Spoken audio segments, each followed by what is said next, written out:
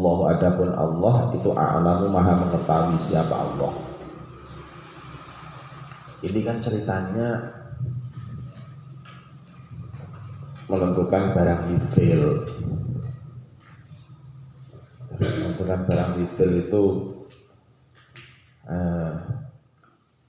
Israel untuk ganti ruginya. Jadi untuk ganti ruginya apa? Untuk ganti ruginya barang yang digosok, terus kemudian terjadi kerusakan. Jadi terjadi kerusakan pada barang yang digosok. Kalau secara asalnya, jadi secara asalnya itu barang yang digosok itu diganti rugi sesuai dengan tempat di mana barang tersebut dirusakkan, kan begitu. Jadi diganti rugi dengan mata uang, jadi mata uang negeri di mana barang tersebut dirusakkan atau barang tersebut asalnya ada. Kalau misalkan pihak pemiliknya itu ada di Bawean, berarti mata uang yang dipakai untuk mengganti rugi itu berarti rupiah, enggak, bukan dolar, bukan ringgit Malaysia, meskipun orangnya tersebut tinggalnya di Malaysia, karena barangnya ada di tempat atau di negeri atau di Pulau Bawean. Jadi itu. Jadi yang dipakai untuk mengganti rugi itu adalah mata uang setempat. Jadi mata uang setempat kemarin kan sudah dijelaskan kan ya. Ada panjang penjelasannya, ada panjang. Jadi kalau misalkan kok ganti ruginya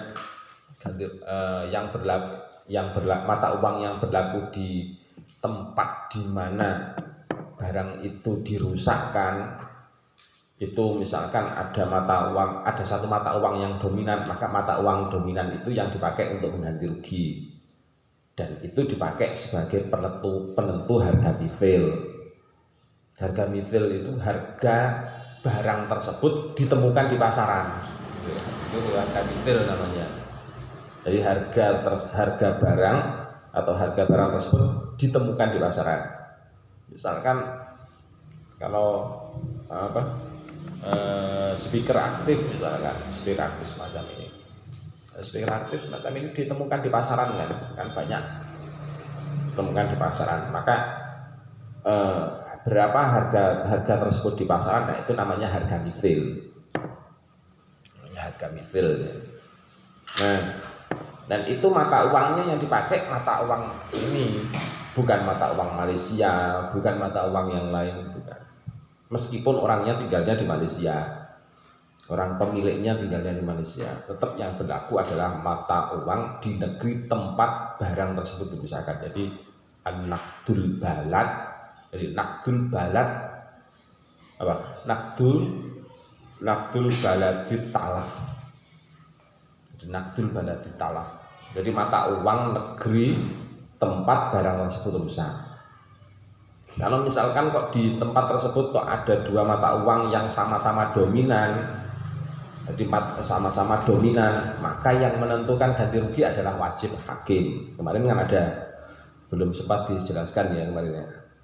Jadi kalau misalkan ada dua mata uang yang dominan, maka yang menentukan adalah hakim. Pakai mata uang yang mana? Ringgit ataukah rupiah?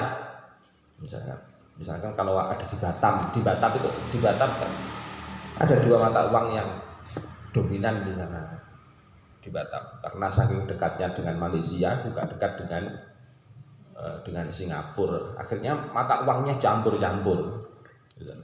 Nah, kalau sudah seperti itu, maka yang berlaku yang mana? Yang berlaku ya qadhi yang menentukan. Jadi qadhi yang menentukan. Itu tata cara untuk mengganti rugi. Jadi mata uang yang dipakai adalah yang dominan di negeri tersebut yang dipakai. Nah, terus sekarang muncul kasus cabang. Tadi kasus asalnya yang kemarin sudah kita jelas yang sudah kita maknani. Nah, terus kemudian sekarang muncul kasus cabang. Kasus cabangnya barangnya itu asalnya di sini, di Bawean. Nah, digosok. Dan gosoknya itu terus kemudian ternyata pergi ke Malaysia. Nah, pemiliknya tahu-tahu juga pergi ke Malaysia. Begitu sampai Malaysia terus kemudian tahu, dah ini kan barang saya. Ini kan barang saya. Dan barang itu ketika di Malaysia rusak. Nah, barang itu kemudian di Malaysia rusak. Terus ganti ruginya ganti rugi pakai apa? Mata uang negeri mana? Indonesia atau Malaysia? Iya, jadi tempatnya nakdi baladin talaf. Jadi pakai mata uang negeri tempat di mana barang tersebut rusak. Jadi ini kan belinya di Indonesia. Ya udah saya ganti rugi pakai mata uang Indonesia, ya kan? Kalau di sana mata uang Indonesia di sana itu murah. Malaysia dengan Indonesia kan mata uangnya selisihnya masih banyak. Masih berapa? 2.000 ya? 3.000. Ya masih 3.000. 1 ringgit sama dengan 3.000. Ya enak kalau orang sana mau mengganti rugi kalau pakai mata uang Indonesia.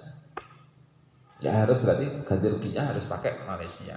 Terus kemudian barang kalau misalkan enggak diganti rugi pakai uang misalkan, terus kalau pakai barang bagaimana?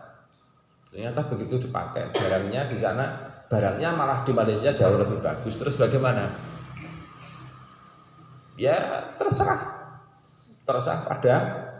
pada pihak yang gosip, yang menggosok. Enggak dengan pada pihak yang menggosok. Pada pihak yang menggosok bahwasanya ternyata kemudian kalau misalkan diganti rugi dengan barang yang ada di Malaysia enggak masalah.